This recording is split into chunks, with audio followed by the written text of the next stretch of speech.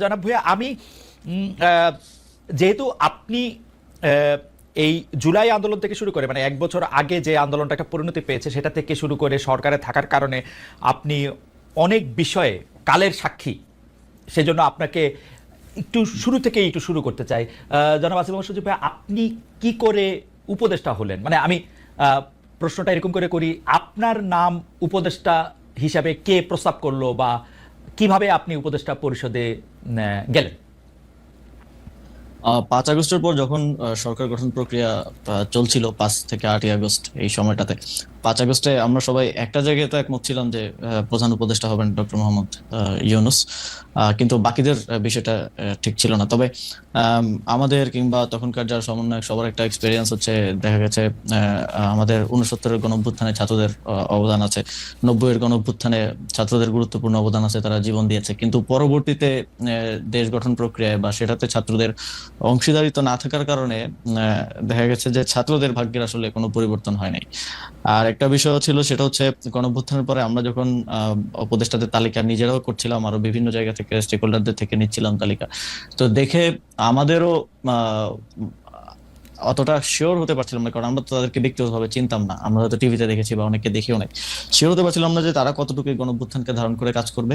তো সেই জায়গা থেকে আমার যতদূর মনে পড়ে 6 কি 7 আগস্ট, হ্যাঁ, টিএসসি তে আমাদের 158 জন সমন্বয়ক সহ আরো যারা গুরুত্বপূর্ণ ভূমিকা রেখেছিল তাদেরকে নিয়ে একটা বৈঠক ছিল। তো ওই বৈঠকেই মোটামুটি সবাই প্রস্তাব করে যে আমাদের মধ্য থেকে ছাত্রদের মধ্য থেকে উপদেষ্টা পরিষদে যাওয়া উচিত। এবং সেখানে যদিও বাকি স্টেক হোল্ডারদের থেকে, যেমন তখন সেনাবাহিনী একটা স্টেক হোল্ডার ছিল, তারপরে রাজনৈতিক দলগুলো স্টেক হোল্ডার ছিল, তো উপদেষ্টা পরিষদে যাওয়া উচিত। তো সব দিক থেকে হচ্ছিল যে 2 জন গেলে তারপরে সেখানেই সবাই মিলে সিদ্ধান্ত নেয় যে নাহিদ ভাই এবং আমি উপদেষ্টা পরিষদে যাব প্রাথমিকভাবে। পরবর্তীতে তো মাহফুজ ভাই মাননীয় প্রধান উপদেষ্টার বিশেষ সহকারী হন এবং পরবর্তীতে উপদেষ্টা হন। সেটা কি 158 জন সমন্বয়ক যারা ছিলেন তারা নাম প্রস্তাব করে সেটা ঠিক করেছেন, মানে সেটা কি কোনো ভোটাভুটির মাধ্যমে? না, হ্যাঁ, সমন্বয়কদের মধ্যে যারা উপস্থিত ছিলেন সবার মোটামুটি ঐকমত্যের ভিত্তিতে আমরা যাই। ওকে, উপদেষ্টাদের তালিকার কথা আপনি বলছিলেন, সেই উপদেষ্টাদের তালিকা কার কার কাছ থেকে আসছিল? আপনারা মানে এই কারা উপদেষ্টা হবেন সেই সিদ্ধান্ত কি আপনারাই নিচ্ছিলেন? মানে যারা আমরা একটা প্রক্রিয়ার মধ্য দিয়ে গিয়েছি। সে সময়টায় আমরা একটা লিয়াজু কমিটি করেছি, আপনি যদি মনে করতে পারেন। ওই সেটার লিড দিচ্ছিলেন আমাদের বর্তমান উপদেষ্টা মাহফুজ আলম এবং আরো 4-5 জন যারা বিভিন্ন সোসাইটির বিভিন্ন সেক্টরের সাথে বিভিন্নভাবে সম্পৃক্ত ছাত্রদের মধ্য থেকেই। তো ওনারা মিলেই বিভিন্ন স্টেক হোল্ডারদের সাথে, যেমন বিএনপির সাথে আলোচনা হয়েছে উপদেষ্টা পরিষদ নিয়ে। আমাদের মাননীয় প্রধান উপদেষ্টা ডক্টর মোহাম্মদ ইউনূস স্যার একটা লিস্ট পাঠিয়েছিলেন আমাদের কাছে, সেখান থেকে ইনক্লুড হয়েছে, স্যার নিজে অনেক ইনক্লুড করেছেন। তো সবকিছু মিলিয়ে একটা উপদেষ্টা পরিষদ প্রাথমিকভাবে গঠিত হয়েছিল। পরবর্তীতে বিভিন্ন সময় সেটা আরো বর্ধিত হয়েছে। তার মানে হচ্ছে যে আপনারা বিএনপির একটা লিস্ট, জামাতের একটা লিস্ট, প্রফেসর ডক্টর মোহাম্মদ ইউনূসের একটা লিস্ট, সবগুলি নিয়েই মোটামুটিভাবে আমরা যেটা আপনাদের কাছ থেকে জানতে পেরেছি বিভিন্ন সময়, বা উপদেষ্টারাও বলেছেন যে একটা সবগুলি নামের মধ্যে থেকে যে নামটা কমন বা যে নামটা নিয়ে বিতর্ক সবচেয়ে কম, এরকম নামগুলি আপনারা খুঁজছিলেন। ফাইনালি আপনারা যে উপদেষ্টা পরিষদটা পান, সেই উপদেষ্টা পরিষদটা যে সময় আপনি শপথ নিলেন, যাদেরকে দেখলেন বা তাদের নাম শুনলেন, সেটা নিয়ে আপনারা মোটামুটি সন্তুষ্ট ছিলেন সেই সময়? এখন পর্যন্ত আসলে সত্যি কথা বলতে গেলে সেই উপদেষ্টা পরিষদের 50-60% মানুষকে আমরা চিনি, আর এর বাইরে অনেকে হয়তো আমরা চিনিও না। কিন্তু ঐকমত্যের ভিত্তিতে বা আমরা সোশ্যাল মিডিয়ায় কিংবা গুগল ঘেটে দেখেছি যে তাদের প্রোফাইল কিরকম। যেমন এমন অনেকে নাম আসছে যাদের প্রোফাইল বা ব্যাকগ্রাউন্ড একটু প্রবলেমেটিক, তো আমরা বিভিন্ন জন থেকে খোঁজ নিয়ে তাদের নাম বাদও দিতে হয়েছে। আবার এমন নাম আসছে যেটা হয়তো বিএনপির পছন্দ হয়নি বা খুবই রিজিড পজিশন ছিল, সেটাও বাদ দেওয়া হয়েছে। তো এইভাবে একটা সর্বজন গ্রহণযোগ্য একটা উপদেষ্টা পরিষদ বানানোটাই, যাতে করে সবার একটা থাকে, এটাই ছিল উদ্দেশ্য এবং শেষ পর্যন্ত সেটা হয়েছে। মূলত এটা কোঅর্ডিনেট করেছিল মাহফুজ ভাই, যে লিয়াজু কমিটি হয়েছিল তারাই। কারণ আমাদেরকে আবার অনেকগুলো যারা নেতৃত্বে ছিলেন তাদের অনেকগুলো দিকে আসলে মেনটেন করতে হচ্ছিল। তো আমরা দেখেছি, আমরা অবগত ছিলাম, বাট পুরো জিনিসটা প্রক্রিয়াটা মাহফুজ ভাই সহ করেছিলেন। ওকে, একটু মানে যেহেতু ওইখান থেকে শুরু করলাম, একটু আর্মেনিয়া কথা বলি। আপনি জানেন যে আওয়ামী লীগের যারা আছেন তারা সবাই মনে করেন, অনেকেই মনে করেন যে এটা আপনাদের ক্রেডিট না। না, আওয়ামী লীগের সবাই মনে করেন মোটামুটি এটা আপনাদের ক্রেডিট না, দেশের লোকজন কোনো আন্দোলনের মধ্যে কোনো অংশগ্রহণ করেন, এটা দেশি বিদেশি ষড়যন্ত্র এক। আর দ্বিতীয় হচ্ছে সেনাবাহিনী বন্দুকের নল উল্টা দিকে ঘুরিয়ে দিয়েছিল বলে তাদের পতন হওয়া সম্ভব হয়েছে। এবং বিশেষ করে সেনাপ্রধানকে তারা দায়ী করেন যে সেনাপ্রধানের বেইমানির কারণেই কোট আনকোট বেইমানির কারণেই আসলে তাকে দেশ ছেড়ে চলে যেতে হয়েছে, বা আওয়ামী লীগ সরকারের পতন হয়েছে। কিন্তু সেই সেনা প্রধানের ব্যাপারে আপনার বক্তব্য, যেমন আপনি বলেছিলেন যে বুকে পাথর জমা রেখে তিনি ডক্টর মোহাম্মদ ইউনূসকে আসতে বলেছিলেন, বা সেনা প্রধান ওয়াকার সাহেবকে সরানোর ক্ষেত্রে আপনাদের সাবেক সহযোদ্ধা বর্তমানে এনসিপির নেতা জনাব হাসনাত আবদুল্লাহর কিছু কথা, সেই সবগুলি বিষয় আপনার সাথে সেনাবাহিনীর সম্পর্ক বা সরকারের সাথে সেনাবাহিনীর সম্পর্ক খারাপ করেছে কিনা, বা সরকারের সাথে সেনাবাহিনীর সম্পর্ক আলাদা কোনো কিছু কিনা, নাকি সেনাবাহিনী একটা ডিসিপ্লিন, মানে এটা একটু আপনার কাছে একটু জানতে চাই। বিশেষ করে আপনার বক্তব্যের পরে এটা এরকম মনে হয়েছে কিনা ডক্টর মোহাম্মদ ইউনূস হয়তো সেনাপ্রধানকে এখন থেকে খারাপ ভাবতে শুরু করলেন, যে উনি যেহেতু আমাকে চানই নাই তাহলে আমিও ওনাকে চাই না, ব্যাপারটা এরকম হয়েছে কিনা? সেনাবাহিনীর সাথে সরকারের কিংবা আমাদের তো কোনো বিরোধ নেই সেনাবাহিনীর সাথে, বরং আমরা মনে করি যে 5ই আগস্টের এবং এর পূর্ববর্তী গণঅভ্যুত্থানের সময়টাতে জুনিয়র অফিসার সহ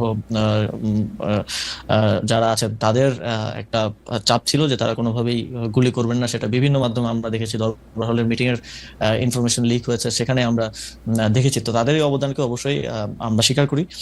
তবে কিছু একটা জায়গায় আমার মনে হয় যে যে জায়গাটায় কনফ্লিক্ট সেটা হচ্ছে আওয়ামী লীগের প্রশ্নে, যেটা আমাদের যেই সরকার গঠনের উদ্দেশ্যে 6 তারিখ বঙ্গভবনে যেই বৈঠক হয় 3 বাহিনী প্রধান এবং রাষ্ট্রপতির সাথে, সে সময়কার আমি আগে একটু বলে নিই, কারণ এর আগে যখন কথা বলছি সবাই অনেকে বলতেছিল যে আমার শপথ ভঙ্গ হয়েছে। আমার শপথ গ্রহণ হয়েছে 8ই আগস্ট। 8ই আগস্টের পূর্বের যে কোনো সময়কার বক্তব্য আমার শপথের মধ্যে ইনক্লুডেড হবে না। 8ই আগস্টের পরবর্তী যদি কোনো আমি রাষ্ট্রীয় গোপন তথ্য পাবলিক করি, তার সেক্ষেত্রে আমার শপথ ভঙ্গ হতে পারে। তো গোপনীয়তা শপথ ভঙ্গ হওয়ার বিষয়টা অনেকে বলেছে। তো সেই মিটিংটা ছিল 6 আগস্ট, সরকার গঠন প্রক্রিয়া আমরা যখন ইয়াতে আলোচনা করি। তো সেখানেই এটা আমি আমার আগের বক্তব্য বলেছি যে সেখানেই কথাটা এসেছিল যে সেনাপ্রধান বলেছিলেন যে দেশের 30-40% মানুষ তো আওয়ামী লীগকে সাপোর্ট করে। তো যে অন্তর্বর্তীকালীন সরকার আসবে সেটা তো সবার কাছে গ্রহণযোগ্য হইতে হবে। তো আওয়ামী লীগের সেই 30-40% মানুষ তো ডক্টর মোহাম্মদ ইউনূসকে হেট করে। তো এটা নিয়ে আমাদের 3-4 ঘন্টার মতো প্রায় এই টপিক সহ আরো প্রাসঙ্গিক অন্যান্য টপিক ছিল, বাট এটাই ছিল মূল টপিক। 4 ঘন্টার মতো সম্ভবত বৈঠক হয়েছিল। সেখানে আমরা 4 জন ছিলাম। বাইরে ছিলেন তখন আসিফ নজরুল স্যার ছিলেন, তানজিমউদ্দিন স্যার ছিলেন ঢাকা বিশ্ববিদ্যালয়ের, আরো সমন্বয়করা ছিলেন। ভেতরে আমরা 4 জন ছিলাম, আমি, নাসিরউদ্দিন পাটোয়ারি ভাই, মাহফুজ আলম ভাই আর নাহিদ ইসলাম। তো তখন মূল আলোচনার বিষয়বস্তু ছিল এটাই। এবং আমি তো আমার আগের সাক্ষাৎকারে বলেছি যে, এবং আমি এটা নিজের থেকে বানিয়ে বলি নাই যে বুকে পাথর চাপা দিয়ে মেনে নিলাম, এটা আমি ওনার বক্তব্যকে কোট করেছি। সো এবং এই বিষয়ে আমার জানা মতে কোনো রিবাটাল বা এরকম কিছু তো আসে নাই। তো সেই জায়গা থেকে আমার জায়গা থেকে আমার মনে হয়েছে যে আওয়ামী লীগের প্রতি সিম্প্যাথি থাকাটা এবং আওয়ামী লীগকে ফিরে আনার কিংবা নানা, যেমন এখন একটা কথা শুনতে পাওয়া যায় যে জাতীয় পার্টিকে প্রধান বিরোধী দল করার জন্য একটা তোড়জোড় চলতেছে। এই যে মেকানিজম করে যে মানুষের ম্যান্ডেট কে ইয়ে করা, ম্যানিপুলেট করার একটা প্রক্রিয়া। এবং এই যে আমি যতদূর জানি যে যারা ডামি এমপি ছিল, তারপর আওয়ামী লীগের যারা সাপোজ যাদের ইমেজ অতটা খারাপ না, তাদেরকে জাতীয় পার্টি থেকে ইলেকশন করানোর একটা পরিকল্পনা চলছে। এই ধরনের উদ্যোগ বা এই ধরনের বিষয়গুলোর কারণেই কিন্তু আমি ব্যক্তিগতভাবে এবং সরকারেরও বিভিন্ন অংশ এই বিষয়টা নিয়ে হয়তো স্কেপটিক্যাল থাকতে পারে। এবং সেটা কতটুকু আসলে যেটা বলছেন যে স্যারের সাথে সম্পর্ক খারাপ, এটা আমি কখনো দেখি নাই। স্যার সবসময় সবাইকে ওন করে সবাইকে সাথে নিয়ে আসলে কাজ করতে চান। এবং মূলত 5ই আগস্টের পরে এত বড় একটা অভ্যুত্থান বিপ্লবের পরে বাংলাদেশে যে পরিস্থিতি খারাপের দিকে যায় নাই, দেশটা যে একটা গৃহযুদ্ধের দিকে যায় নাই, বরং আস্তে আস্তে আরো স্টেবিলিটির দিকে আসছে, এটা মূলত স্যারের এই সবাইকে অ্যাকোমোডেট করে কাজ করার মানসিকতার কারণেই সম্ভব হয়েছে। আমি এই জায়গাটা যদি আপনাকে একটু বলি, যে কারণ এগুলি খুবই গুরুত্বপূর্ণ প্রসঙ্গটা হচ্ছে এরকম যে ধরেন আপনি বলছিলেন যে মেকানিজম করে কোনো কিছুর একটা ম্যান্ডেট আদায় করা, যেমন আপনি এখন জাতীয় পার্টির কথা বললেন যে জাতীয় পার্টিকে প্রধান বিরোধী দল বানানোর একটা মেকানিজমের কথা শোনা যাচ্ছে। আমরা কিন্তু বিভিন্নভাবে শুনতে পাচ্ছি যে সরকারের ভিতরে আরেকটা সরকার আছে। আমরা এরকমও শুনতে পাচ্ছি যে গোয়েন্দা সংস্থাগুলি যারা শেখ হাসিনার সময়ে অ্যাক্টিভ ছিলেন তারা এখনও অ্যাক্টিভ আছেন, বিশেষ করে ডিজিএফআইয়ের কথা বলা হয়। কিন্তু আমরা তো দেখি ডিজিএফআই তো সরকার প্রধানকে রিপোর্ট করে, সেনা প্রধানকে না। মানে ডক্টর মোহাম্মদ ইউনূসের আন্ডারে ডিজিএফআই। তাহলে এই ব্যাপারটা আসলে কেমন? মানে যদি কেউ মেকানিজমটা করে থাকেন, এটা কি আপনারা সরকার থেকে করতেছেন নাকি সামরিক বাহিনী বা অন্য কোনো একটা সরকার যাদের আমরা চিনি না তারা করতেছেন? আপনি কি এইটা একটু এবার খালেদ ভাই, অন পেপার তো অনেক কিছুই থাকে, কিন্তু বাস্তব প্রয়োগের ক্ষেত্রে সেটার বাস্তবায়ন বা সেটার প্রক্রিয়াটা অনেক সময় অনেক ভিন্ন রকম হয়ে যায়। আসলে 5ই আগস্টের পরে এখানে শেখ হাসিনা থাকা অবস্থায় যেমন ক্ষমতার কেন্দ্র ছিল শেখ হাসিনা এবং আওয়ামী লীগ রাজনৈতিক দল হিসেবে, 5ই আগস্টের পরে তো ক্ষমতার কেন্দ্রগুলো অনেক অনেক দিকে ভাগ হয়ে গেছে। এখন তো সরকার একমাত্র ক্ষমতার কেন্দ্র না, যেটার আমি মনে করি যে এই ঘটনা প্রবাহে অনেকের অনেক ভুল ছিল, এবং সেই ভুলগুলোর জন্যই দেখা গেছে যে এই ক্ষমতার এই কেন্দ্র বিভাজিত হয়েছে। রাজনৈতিক দলগুলো এখন ক্ষমতার কেন্দ্রে আছে, কারণ হচ্ছে সরকারের যে কোনো পলিসি ডিসিশন, বিগ ডিসিশন রাজনৈতিক দলগুলোকে ছাড়া নেওয়া যাচ্ছে না, তাদের সাথে বোঝাপড়ার ভিত্তিতে, ঐক্যমত্যের ভিত্তিতে নিতে হচ্ছে। এখানে মিলিটারি একটা ক্ষমতার কেন্দ্র হয়ে উঠেছে 5ই আগস্টের পরে, যেটা 5ই আগস্টে আমাদের রাজনৈতিক দলগুলো সেই ম্যান্ডেটটা ক্যান্টনমেন্টে গিয়ে দিয়েছেন বলে আমি মনে করি। এবং আহ, এই আহ, এই কমপ্লেক্স সিচুয়েশনের কারণে, যে এই যে অন পেপার যেরকম আছে যে ডিজিএফআই প্রধান উপদেষ্টাকে রিপোর্ট করবে, কিংবা যেটা যেভাবে চলা উচিত অন পেপার সেটা সেভাবে তার আসলে চলছে না। তো এই সবকিছু মিলে সরকারের ভিতরে, একটা সরকার না, সরকারের ভিতরে এটা সব সরকারের ভিতরেই থাকে, নানা ধরনের মানুষ থাকে। একটা পলিটিক্যাল গভর্নমেন্ট আসলেও তো আমরা বলি যে এখানে ভারতপন্থীরা আছে, এখানে পাকিস্তানপন্থীরা আছে, এখানে অমুক হচ্ছে আমেরিকাপন্থী।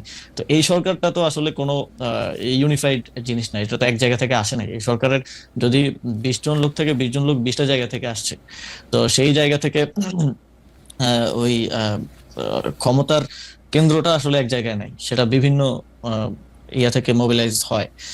তো অন পেপার যেটা যেভাবে আছে সেটা সেভাবে চলা একটু মুশকিল এই সময়ে। আহ, আমার মনে হয় যে আপনি অনেকগুলি গুরুত্বপূর্ণ বিষয়ে আসলে যতটুকু আপনার পক্ষে বলা সম্ভব একটি সাংবিধানিক পদে থেকে আম, আহ, সেরকমই আপনি বলছেন, কিন্তু আমাদের জন্য যদি একটু আপনি পরিষ্কার করতেন, যেমন যে রাজনৈতিক দলগুলোকে এখন আপনি ক্ষমতার কেন্দ্র বলতেছেন, সরকার অনেকগুলি সিদ্ধান্ত আসলে রাজনৈতিক দলগুলোর বাইরে নিতে পারছে না, সেনাবাহিনীকেও আপনি একটা ক্ষমতার কেন্দ্র বলছেন। আমরা কি এরকম বলতে পারি, যেরকম আমরা আসলে মানে আমার কানে যেরকম করে কথা আসে সেটা হচ্ছে যে এখন বাংলাদেশ সরকারের অর্থাৎ আপনাদের সকল সিদ্ধান্ত নিয়ন্ত্রণ করছে বিএনপি? আমরা কি এরকমভাবে বলতে পারি যে আসলে জেনারেল ওয়াকারের পদ ও পদবীর দিক দিয়ে তিনি আপনাদের সরকারকে রিপোর্ট করার কথা থাকলেও কাগজে কলমে অনেক ক্ষেত্রে তিনি একটি পক্ষ হয়েছেন? আপনি কি এরকমটাই বলছেন? বা আপনি যদি এই ব্যাপারটা আরেকটু ব্যাখ্যা করতেন, যে রাজনৈতিক দল বলতে কি শুধু আপনি বিএনপিকে বোঝাচ্ছেন, নাকি জামাত বা এনসিপিকেও বোঝাচ্ছেন? ক্ষমতার কেন্দ্র সামরিকায়ন বলতে কি আপনি জেনারেল ওয়াকারকে বোঝাচ্ছেন, নাকি জেনারেল ওয়াকারেরও আওত্তের বাইরে এরকম কোনো কিছুর কথা আপনি বলছেন, কোনো বাইরের রাষ্ট্রের কোনো? না, আমি আমি আমি এখানকার মানে ক্ষমতার কেন্দ্র বলতে নির্দিষ্ট রাজনৈতিক দল না বলে আমি এখানে পলিটিক্যাল স্টাবলিশমেন্ট যেটা আছে, স্টাবলিশমেন্ট আকারে এখানে বলি। যেমন মনে করেন যে যদি উদাহরণ দেই যে স্থানীয় সরকার নির্বাচন, আমি তো স্থানীয় সরকার মন্ত্রণালয়ের দায়িত্বে। স্থানীয় সরকার নির্বাচনের সিদ্ধান্ত তো আমি নিতে পারি নাই, আমি না শুধু আমার সরকারও নিতে পারে নাই, কারণ এখানে রাজনৈতিক দলগুলোর এখন ঐকমত্য কমিশনে যে আলোচনা হয়েছে, সেখানে স্থানীয় সরকার নির্বাচন নিয়ে যে আলোচনা হয়েছে, সেখানে আমার জানা মতে বিএনপি এবং তাদের কয়েকটা সহযোগী দল ছাড়া বাকি সবাই স্থানীয় সরকার নির্বাচনের বিষয়ে একমত ছিল। এবং আমিও চেষ্টা করেছি যে অন্ততপক্ষে, কারণ দিন শেষে নাগরিক সেবা থেকে শুরু করে উন্নয়ন কার্যক্রম যে ব্যাহত হচ্ছে, এবং মানুষ যে প্রতিনিয়ত তার একটা আইডি কার্ড বানাইতে গেলে, বা একটা জন্ম নিবন্ধন, মৃত্যু নিবন্ধন, ওয়ারিশ সনদ, এই প্রত্যেকটা কাজ তো লোকাল গভর্নমেন্টে থেকে হয়, এগুলোতে যে ব্যাহত হচ্ছে, এটার দায়টা তো আমার উপরে আসে যেহেতু আমি দায়িত্বে আছি। তো কিন্তু যখন সিদ্ধান্ত গ্রহণ প্রক্রিয়া এটা চলে যায়, তখন তো এটা বিভিন্ন এই যে ক্ষমতার যে কেন্দ্রগুলোর কথা আমি বললাম, সেখানে তো গিয়ে হচ্ছে আটকে যাচ্ছে। তো এখানে আমি কোনো নির্দিষ্ট দলের কথা না বলে পলিটিক্যাল স্টাবলিশমেন্টের কথা বলি, এবং কোনো নির্দিষ্ট ব্যক্তির কথা না বলে মিলিটারি স্টাবলিশমেন্টের কথা বলি, যেটা গত 15 বছরে 16 বছরে তৈরি করে যাওয়া হয়েছে। এবং আমি মনে করি যে শুধু এই সরকার না, এই সরকার তো অপেক্ষাকৃত একটা দুর্বল সরকার হিসেবে পরিচিত, এই সরকার না, যে পরবর্তী পলিটিক্যাল গভর্নমেন্ট আসলেও তাদের এই যে আওয়ামী যে স্টাবলিশমেন্ট বিভিন্ন জায়গায় রয়ে গেছে, এইটার জন্য ভুগতে হবে, একটা দীর্ঘ সময় তাদেরকেও ভুগতে হবে, এবং এইটা সেটেল করাটা খুবই টাফ জব হবে পরবর্তী যে কোনো সরকারের জন্য।